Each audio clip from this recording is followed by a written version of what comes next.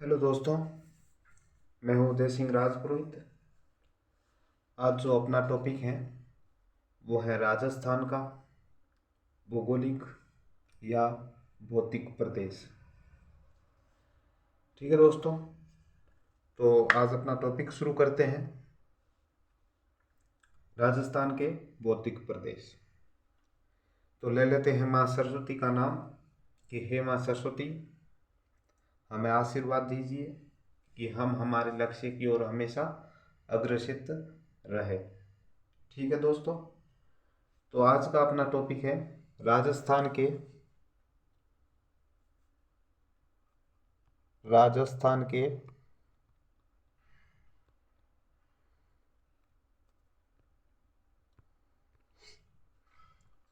भौतिक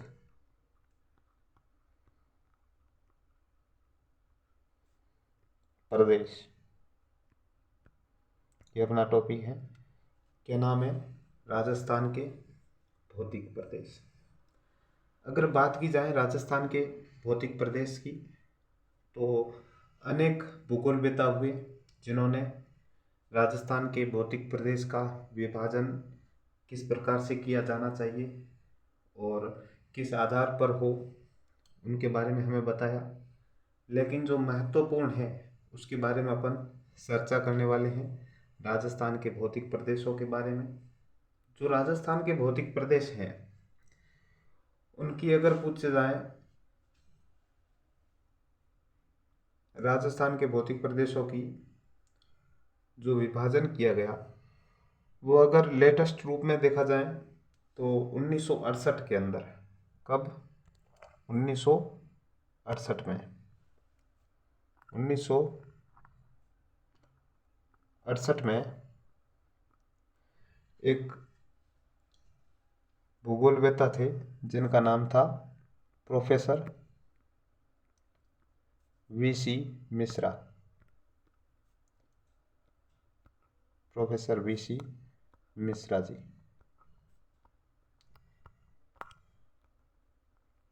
इन्होंने राजस्थान के भौतिक प्रदेशों के विभाजन के बारे में बताया।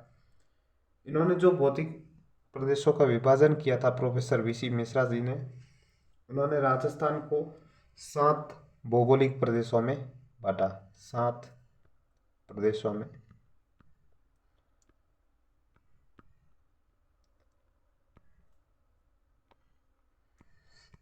विभाजित किया।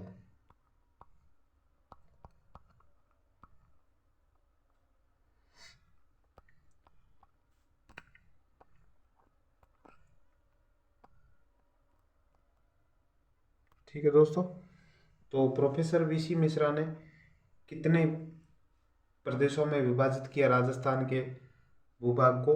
तो आप बताना। 7 प्रदेशों में विभाजित किया। कौन कौन से थे उसके बारे में अपन चर्चा करने वाले हैं। ठीक है, तो मैं आपके सामने एक राजस्थान का मैप बना देता हूं।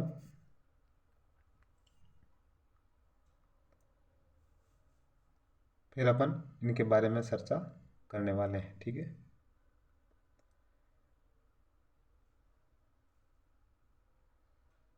ये राजस्थान का मैप है। इसके अंदर प्रोफेसर वीसी मिश्रा के अनुसार जो 7 भौगोलिक प्रदेश थे उसमें से जो पहला है उसका नाम है पश्चिम शुष्क प्रदेश। ठीक है, क्या नाम है? पश्चिम शुष्क प्रदेश। ठीक है दोस्तों, तो इनका नाम था पश्चिम शुष्क प्रदेश।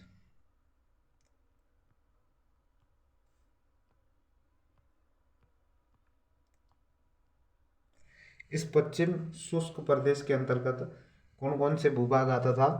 तो जैसलमेर, बाड़मेर, जोधपुर और थोड़ा बहुत बीकानेर का भूभाग था, वो इसके अंदर आता था। ठीक है, तो जैसलमेर का, थोड़ा बाड़मेर का, थोड़ा जोधपुर का ये भूभाग था, वो इसके अंदर आता था। क्या नाम था? पश्चिमी शुष्क प्रदेश। ठीक है, जो दूसरा था उसे बोला गया अर्ध शुष्क प्रदेश। क्या नाम था सेकेंड वाले का?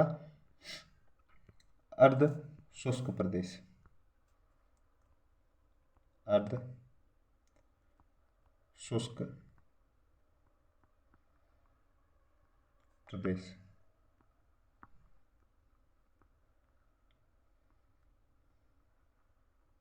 अर्ध शुष्क प्रदेश।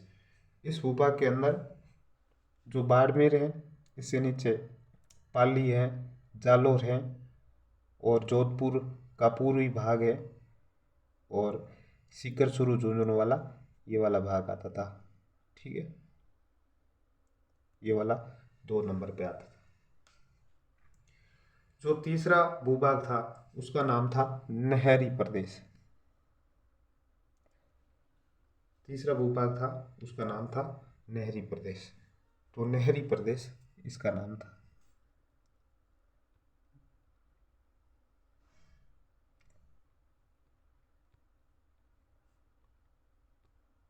नहरी प्रदेश, क्योंकि उस समय जब 1968 का समय था, उस समय अगर देखा जाए तो राजस्थान के अंदर इतना नहरों का जो जाल था वो नहीं था। एक तो IGNP इंदिरा गांधी नहर परियोजना थी, और दूसरा अगर देखा जाए तो गंग नहर जो महाराजा गंगा सिंह लेके आए थे 1928-29 से। ठीक है, तो ये नहरी प्रदेश के नाम से जाना गया। कौन सा क्षेत्र? जैसे आप कह सकते हो कि गंगानगर का क्षेत्र, हनुमानगढ़ का क्षेत्र, बीकानेर और जैसलमेर का उत्तरी भाग। ठीक है, ये नहरी क्षेत्र के नाम से जाना गया 3 नंबर पे। 4 नंबर भाग में जो विभाजन किया प्रोफेसर VC मिश्रा जी ने, वो था अरावली प्रदेश। और अरावली प्रदेश अपन भी जानते हैं कि राजस्थान के दक्षिण पश्चिम से लेकर उत्तर पूर्व की ओर है ये वाला भूभाग। 4 नंबर पे है, इसका नाम रखा गया अरावली प्रदेश। अरावली प्रदेश। जो 5वां भूभाग था उसे नाम दिया इन्होंने पूर्वी कृषि औद्योगिक प्रदेश। इसका मतलब क्या था कि पूर्वी कृषि औद्योगिक प्रदेश के अंदर इन्होंने जो जिले समाहित किए थे वो आप देखना, राजस्थान के दक्षिण पूर्वी और पूर्वी जिले इन्होंने समाहित किए थे। तो ये वाला जो भूभाग था ये 5 नंबर का है, और इस 5 नंबर के भूभाग का नाम रखा था इन्होंने पूर्वी कृषि औद्योगिक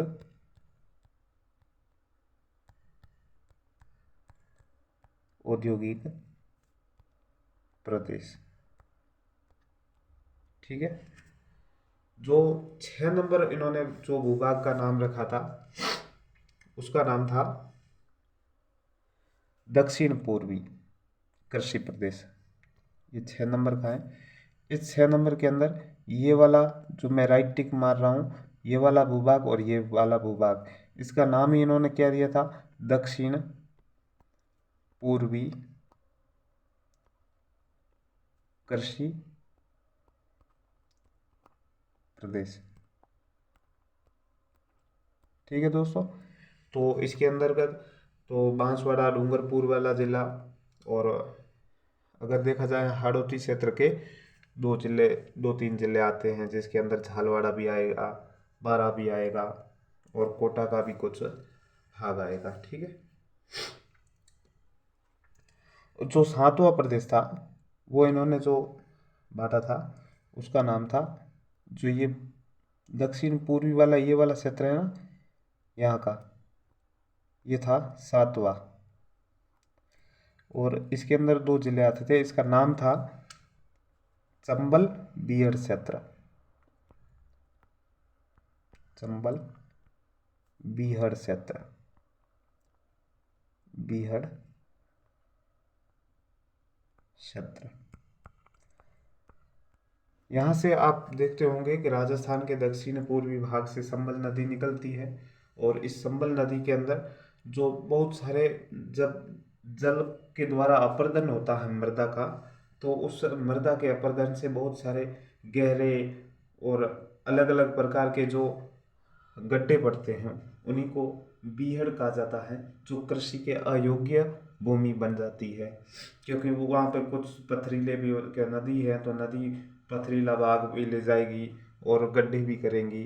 तो उसके हिसाब से अगर देखा जाए तो ये था चंबल का बीहड़ क्षेत्र। ठीक है दोस्तों, ये किसके हिसाब से है तो आप बता सकते हैं, प्रोफेसर वी सी मिश्रा जी के हिसाब से यह वर्गीकरण था राजस्थान का। कब किया था? 1968, 1968 को।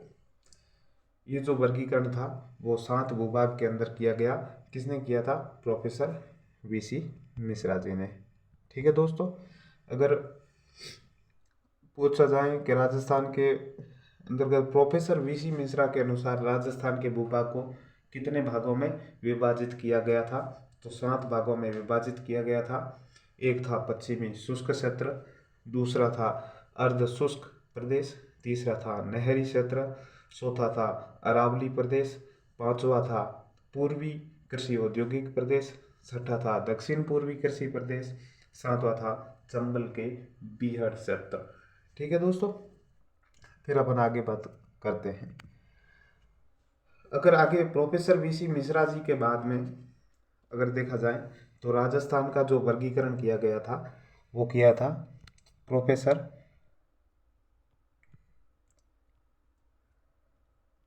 आर एल सिंह के द्वारा। ये जो वर्गीकरण है वो आधुनिक राजस्थान का भी वर्गीकरण कहलाता है। जो प्रोफेसर आर एल सिंह, जिनका नाम था राम लक्ष्मण सिंह, राम लोचन सिंह, ऐसा कुछ था नाम, ठीक है। तो प्रोफेसर आर एल सिंह के हिसाब से अगर वर्गीकरण राजस्थान का देखा जाए तो इन्होंने राजस्थान को 4 भागों में विभाजित किया था। 4 भागों में विभाजित किया था राजस्थान को 4 भागों में विभाजित किया था। कौन कौन से हैं अगर देखा जाए तो राजस्थान का मैप बना देते हैं।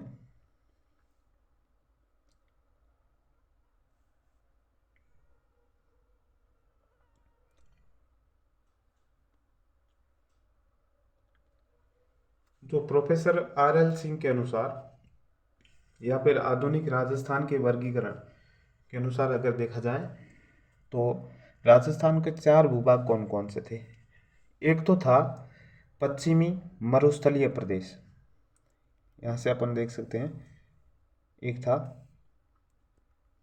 1 नंबर पे, जिनका नाम था पश्चिमी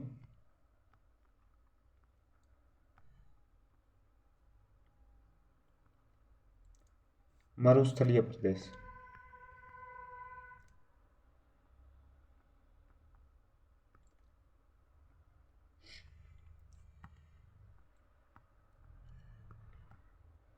जो दूसरा भूभाग है राजस्थान के अंदर, उसका नाम था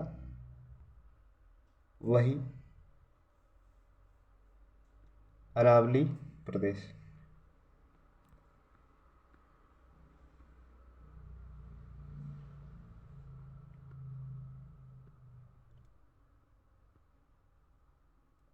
ठीक है।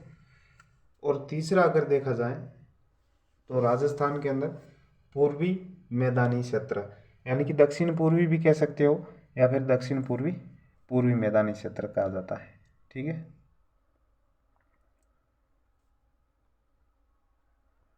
ये जो 3 नंबर है इसे कहा जाता है पूर्वी मैदानी क्षेत्र। और 4 नंबर का भूभाग था उसे बोला जाता है दक्षिण पूर्वी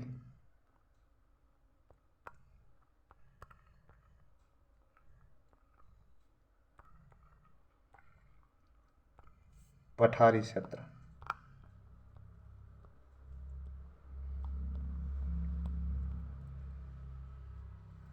तो प्रोफेसर RL सिंह के अनुसार राजस्थान को 4 भागों में विभाजित किया गया। जो पहला भूभाग था उसका नाम था पश्चिमी मरुस्थलीय प्रदेश, जिसे अपन थार का रेगिस्तान बोलते हैं। और दूसरा भूभाग था जिसका नाम था अरावली प्रदेश। तीसरा भूभाग है उसका नाम है पूर्वी मैदानी क्षेत्र। और जो चौथा भूभाग है राजस्थान के अंदर दक्षिण पूर्वी पठारी क्षेत्र। ठीक है दोस्तों, अब अगर ये जो वर्तमान के अंदर आधुनिक राजस्थान के वर्गीकरण को देखा जाए तो यही वर्गीकरण चल रहा है। इन्हें 4 भागों के अंदर विभाजित किया गया था। ठीक है, अगर अपन इसके बारे में चर्चा करें तो ये कितने % पे स्थित है उसके बारे में अगर चर्चा करें तो देख लेते हैं। अगर आपको पूछा जाए तो टोटल राजस्थान का जो क्षेत्रफल है इसके कितने % भूभाग पर पश्चिमी मरुस्थलीय प्रदेश स्थित हैं। राजस्थान के टोटल क्षेत्रफल के अनुसार पश्चिमी मरुस्थलीय प्रदेश, यानी कि सीधा सा पूछा जाए कि राजस्थान के अंदर जो मरुस्थल है उसका कितना % है राजस्थान के क्षेत्रफल से, तो इसका आप याद रखना पड़ेगा। ये डाटा पूछा जाता है एग्जाम के अंदर 61.11%। ठीक है, 61.11% क्षेत्रफल पर राजस्थान के अंदर मरुस्थलीय प्रदेश है। ठीक है दोस्तों, फिर अगर पूछा जाए तो अरावली का कितना % भूभाग है। अगर अरावली का पूछा जाए तो अरावली के अंदर 9%, 9%, तो 9% है वो अरावली का। राजस्थान के कुल क्षेत्रफल के अंदर अरावली का भाग कितना है, 9%। फिर अगर पूछा जाए पूर्वी मैदानी क्षेत्र का कितना % भूभाग पर है, भूभाग पर स्थित है पूर्वी मैदानी क्षेत्र, तो आप बता देना 23% भूभाग पर मैदानी क्षेत्र है। फिर अगर ओवरऑल तीनों का अगर अपने को पता हो तो 100% से जो तीनों को ऐड करके भी निकाल सकते हैं। 3 का तो पता होना जरूरी है। तो अगर देखा जाए टोटल को सम किया जाए और उसके बाद में 100 से अगर माइनस किया जाए तो भी आप लगा सकते हो, नहीं तो आपको सीधा डाटा भी याद होना चाहिए। 6.89% ये जो है वो है दक्षिण पूर्वी पठारी क्षेत्र का प्रतिशत। ठीक है दोस्तों, फिर अगर पूछा जाए ऐसा भी क्वेश्चन आता है कि राजस्थान के किस क्षेत्रफल में किस प्रदेश के अंदर कितने % जनसंख्या निवास करती है।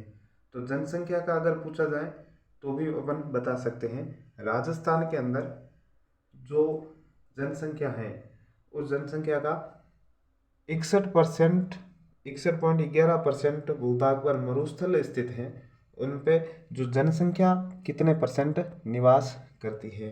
तो जनसंख्या के लिए मैं अलग पेन यूज कर रहा हूँ, तो वहाँ पे आप डाटा देख सकते हैं। यहाँ पर 40%, ऑलमोस्ट 40%। और मैं जनसंख्या के लिए पीछे एक मैं लिख देता हूँ पिन पॉइंट जिसका नाम है जे फॉर जनसंख्या। ठीक है, तो 40% जनसंख्या जो 61.11% पे निवास करती है, इस एरिया पे इतनी जनसंख्या निवास करती है। फिर अगर पूछा जाए अरावली के अंदर, अरावली क्षेत्र के अंदर कितनी % जनसंख्या निवास करती है, तो यहाँ पर 10% है, 10% जनसंख्या निवास करती है। ठीक है, पूर्वी मैदानी क्षेत्रों के अंदर कितने %, तो 23% क्षेत्र के अंतर्गत 39% जनसंख्या निवास करती है। अगर पूछा जाए दक्षिण पूर्वी पठारी क्षेत्र पे कितने % जनसंख्या, 11% जनसंख्या निवास करती है। ठीक है, तो इससे इतना कुछ डाटा कोई डिफिकल्ट है नहीं।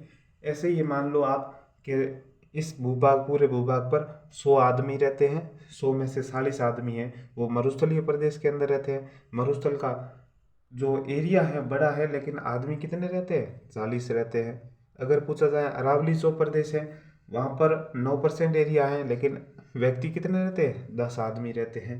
अगर पूछा जाए पूर्वी मैदानी क्षेत्र है, इसके अंदर 23% एरिया है, लेकिन व्यक्ति कितने रहते हैं? 39 व्यक्ति रहते हैं 100 में से। अगर पूछा जाए दक्षिण पूर्वी पठारी क्षेत्र के अंदर व्यक्ति कितने रहते हैं? 11% व्यक्ति रहते हैं।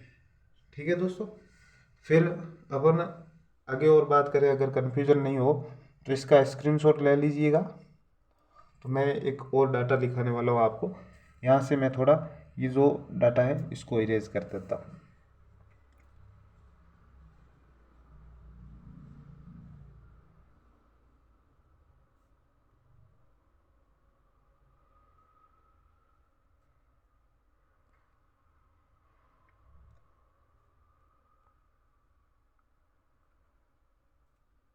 ठीक है दोस्तों, ये जो हमारे क्षेत्र हैं इसके बारे में आगे अपन चर्चा करने वाले हैं।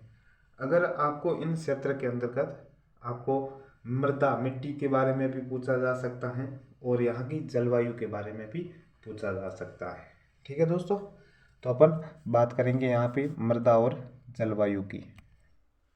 अगर पूछा जाए जो पश्चिमी मरुस्थलीय प्रदेश है, इस मरुस्थलीय प्रदेश में कैसी मिट्टी पाई जाती है और यहाँ की कैसी जलवायु है।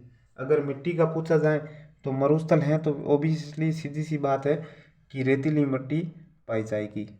कैसी मिट्टी पाई जाती है? रेतीली मृदा।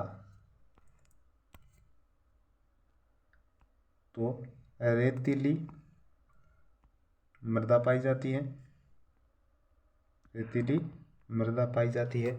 और अगर पूछा जाए कि यहाँ की जलवायु कैसी है तो आप बता देना। शुष्क या फिर आर्द्र, शुष्क या फिर अर्ध शुष्क बोल सकते हो आप इसे। अर्ध शुष्क प्रकार की जलवायु पाई जाती है। कौन से क्षेत्र में? पश्चिमी मरुस्थलीय प्रदेश में। एक तो रेतीली मृदा पाई जाती है और शुष्क और अर्ध शुष्क प्रकार की जलवायु पाई जाती है। ठीक है, अगर पूछा जाए अरावली क्षेत्र के अंदर कौन सी मृदा पाई जाती है तो आपको पता होगा अरावली है तो एक तो पर्वतीय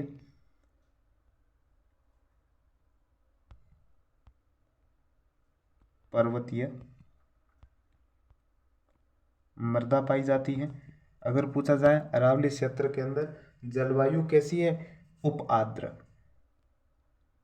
उप आर्द्र यानी कि आर्द्र से थोड़ा सा लेवल नीचे, आर्द्र से थोड़ा सा लेवल नीचे उसे बोलते हैं उप आर्द्र। ठीक है, अरावली प्रदेश के अंदर पर्वतीय प्रकार की मृदा या फिर पर्वतीय की जगह अगर एक पूछा जाए ऑप्शन में आ सकता है वन्य, तो भी सही होगा। वन्य प्रकार की मृदा पाई जाती है तो भी सही होगा। ठीक है, अगर पूछा जाए आपको पूर्वी मैदानी क्षेत्र के अंदर कौन सी मृदा पाई जाती है और वहाँ की जलवायु कैसी है। अगर पूछा जाए मृदा कैसी है, पूर्वी जो मैदानी क्षेत्र है वहाँ पर जलोढ़ प्रकार की मृदा, जलोढ़ या फिर कभी कभार इसका नाम आता है दोमट, दोमट प्रकार की मृदा पाई जाती है।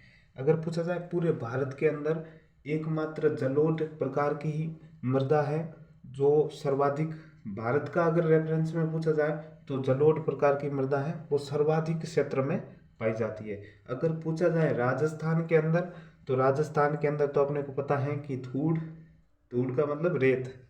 ठीक है, वो रेत ज़्यादा है इसलिए रेतीली मृदा राजस्थान में ज़्यादा है। अगर पूरा ओवरऑल इंडिया के पूछा जाए तो जलोढ़ मृदा राइट आंसर होगा।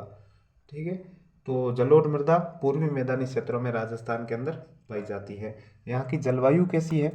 अगर अरावली प्रदेश की उपाद्र है तो मैदानी प्रदेश की आर्द्र होगी, यानी कि एक्यूरेट आर्द्र,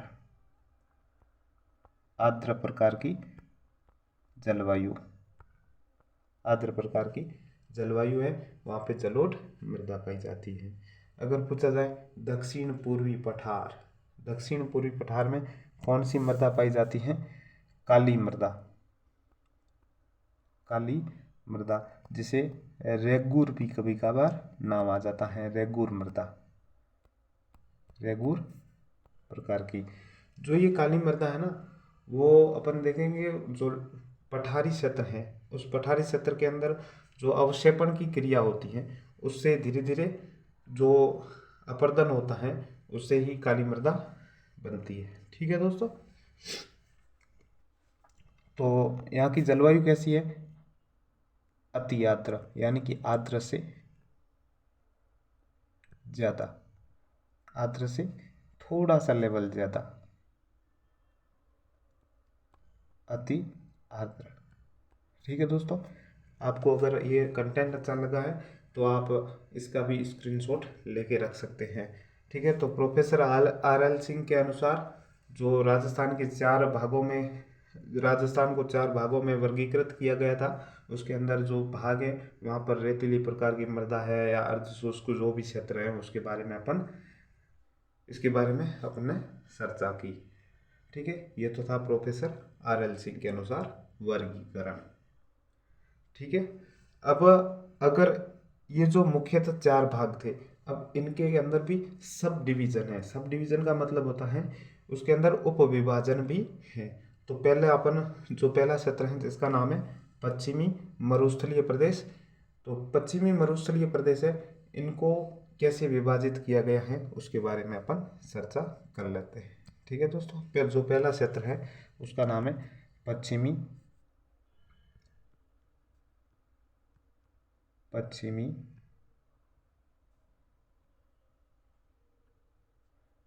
मरुस्थलीय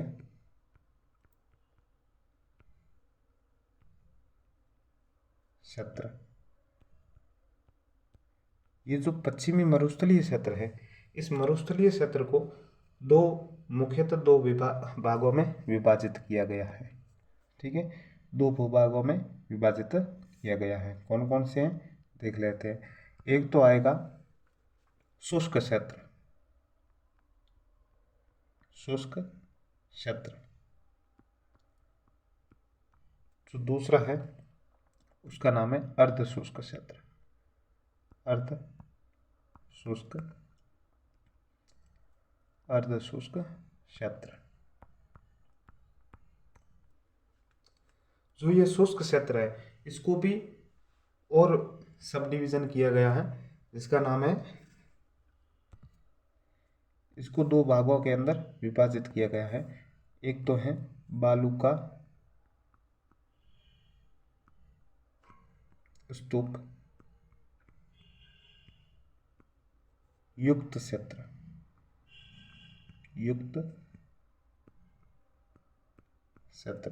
और दूसरा है बालू का स्तूप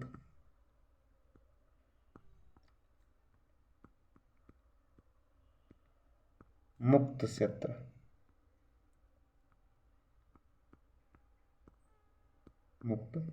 क्षेत्र, इसका मतलब यही है कि जो शुष्क क्षेत्र है उसके अंतर्गत जो बालूका के स्तूप जहाँ पे ज़्यादा होंगे वो बालूका स्तूप युक्त क्षेत्र होगा, और जहाँ पे बालूका के स्तूप के साथ थोड़ा बहुत कंकर वगैरह, थोड़ा बहुत पथरीला वगैरह पहाड़ पर्वत वगैरह होंगे, उसे बालूका स्तूप मुक्त क्षेत्र कहा जा गया है। ठीक है, फिर जो अर्ध शुष्क क्षेत्र है इसको भी सब डिवीजन किया गया है। कौन कौन से देख लेते हैं।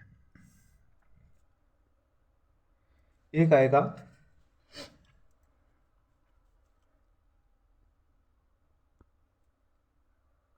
घग्गर मैदानी क्षेत्र, जहाँ पे घग्गर नदी का जो क्षेत्र है वहाँ पर का जो मैदान है उसी को घग्गर मैदानी क्षेत्र कहा जाता है। ठीक है, दूसरा जो क्षेत्र आएगा उसका नाम है गोडवाड़ क्षेत्र, गोडवाड़ क्षेत्र।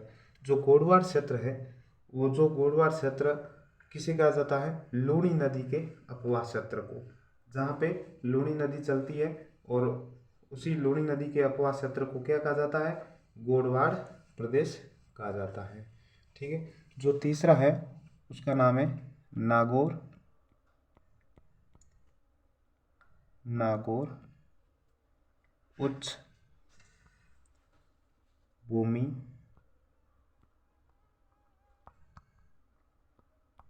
क्षेत्र। ठीक है, नागौर उच्च भूमि क्षेत्र। ठीक है, तो चौथा है उसका नाम है शेखावटी क्षेत्र।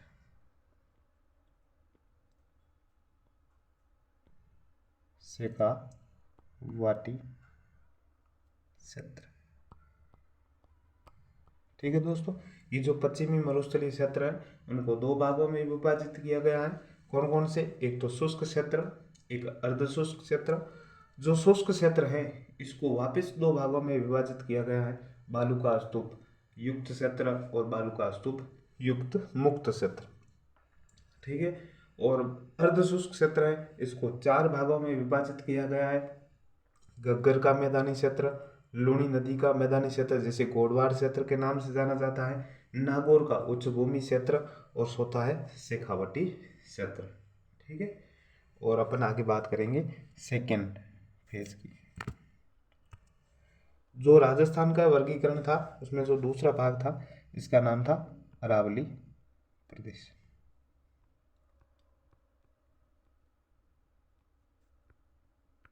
अरावली प्रदेश।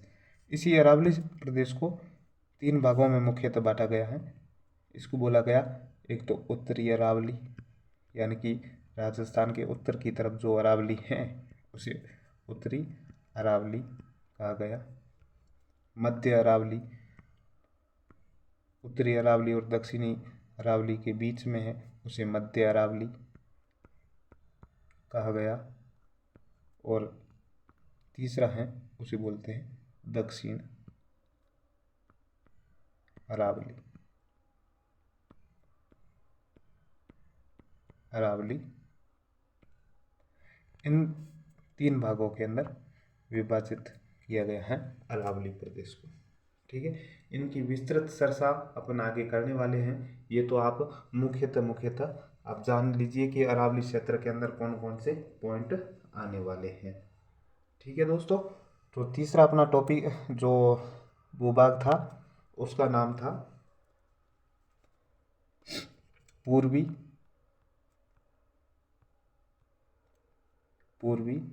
मैदानी क्षेत्र। इस पूर्वी मैदानी क्षेत्र के अंदर कौन कौन से भूभाग आते हैं, वो ये क्षेत्र है इसको किसके अंदर विभाजित किया गया है उसके बारे में अपन देख लेते हैं। ये जो पूर्वी मैदानी क्षेत्र है इसको भी विभाजित किया गया है, जिसके अंदर पहला है जिसे आप कह सकते हो बनास। और वैसे आप समझ सकते हो कि जो मैदान है वो मैदान हमेशा नदी से बनते हैं, क्योंकि जैसे अपन मान सकते हैं कि भारत के अंदर गंगा का मैदानी क्षेत्र, ब्रह्मपुत्र का मैदानी क्षेत्र, इसका मतलब क्या हुआ, नदियों से ही मैदानों का निर्माण होता है। तो अपन भी राजस्थान के अंदर अगर मैदानी क्षेत्र की बात की जाए तो एक तो बनास नदी का मैदानी क्षेत्र, बनास के साथ साथ कभी कभार बाण गंगा भी नाम आ जाता है, बनास और बाण गंगा का मैदानी क्षेत्र, बनास और बाण गंगा का मैदानी क्षेत्र आ जाता है। जो दूसरी नदी है उसका नाम है चंबल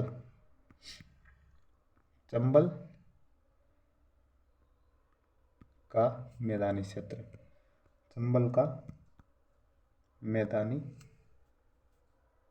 क्षेत्र।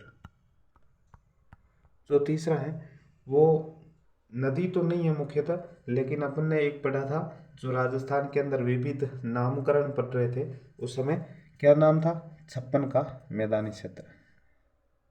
छप्पन का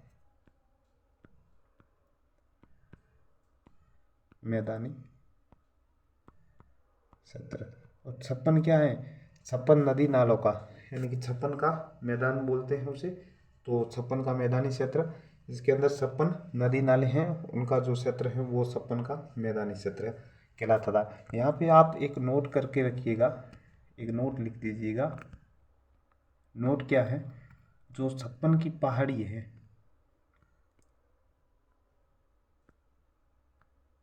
56 की पहाड़ियाँ जो स्थित हैं वो है बाड़मेर के अंदर स्थित है। कहाँ है? 56 की पहाड़ी बाड़मेर के अंदर स्थित है। इसे आप नोट लगा के रख लीजिएगा। तो पूर्वी मैदानी क्षेत्र को 3 भागों के अंदर उपविभाजित किया गया है। क्या क्या नाम है? बनास बाणगंगा का मैदानी क्षेत्र, चंबल का मैदानी क्षेत्र, या फिर 56 का मैदानी क्षेत्र। ठीक है, 56 मैदानी क्षेत्र है जहाँ पर 56 नदी नालों का समूह है, और वहीं उसी भाग को 56 का मैदानी क्षेत्र कहा जाता है। राजस्थान के दक्षिण में स्थित है 56 का मैदानी क्षेत्र। ठीक है, तो लास्ट और अपना जो अंतिम जो विभाजन था राजस्थान का, उसके अंदर आता है दक्षिण पूर्वी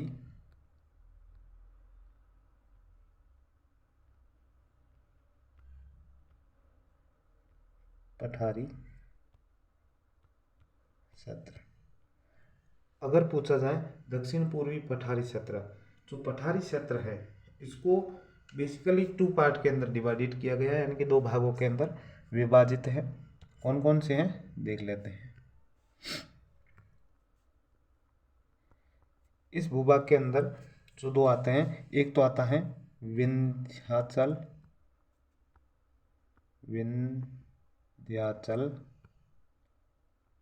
पर्वतमाला,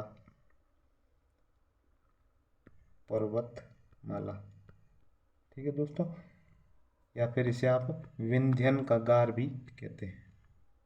विंध्यन कगार, कगार का मतलब होता है एक छोर, यानी कि एक एज, यानी कि लास्ट पॉइंट जहाँ पे विंध्याचल पर्वतमाला खत्म होने वाली है, वहाँ का जो कगार क्षेत्र होता है ना, तो वो क्षेत्र होता है विंध्यन कगार क्षेत्र। ठीक है, और दूसरा है दक्कन का पठारी क्षेत्र। दक्कन का पठारी क्षेत्र, इस दक्कन के पठार का ही भाग है, उसका क्या नाम है? दक्कन के पठार के भाग है जिसका नाम है मालवा का पठार। मालवा का पठार, और इसी मालवा के पठार का ही उत्तरी भाग है, उसे कहा जाता है हाड़ौती का पठार। हाड़ौती का पठार, इसी हाड़ौती के पठार का नामकरण यहाँ पर रहने वाले हाड़ा चौहानों के कारण हाड़ौती का पठार नामकरण हुआ। ये मालवा का पठार का भाग है, और मालवा का पठार दक्कन के पठार का भाग है। ठीक है दोस्तों, तो आज हमने बात की वो राजस्थान के जो भौतिक विभाजन को लेकर की है। अब इन चारों के बारे में विस्तृत चर्चा अपन नेक्स्ट क्लास के अंदर करेंगे। ठीक है दोस्तों, तो अगर आपको ये वीडियो अच्छा लगा है तो लाइक और सब्सक्राइब और शेयर ज़रूर करिएगा। ठीक है दोस्तों, तो मिलते हैं अगली क्लास के अंदर। तब तक जय हिंद, जय भारत और वंदे मातरम।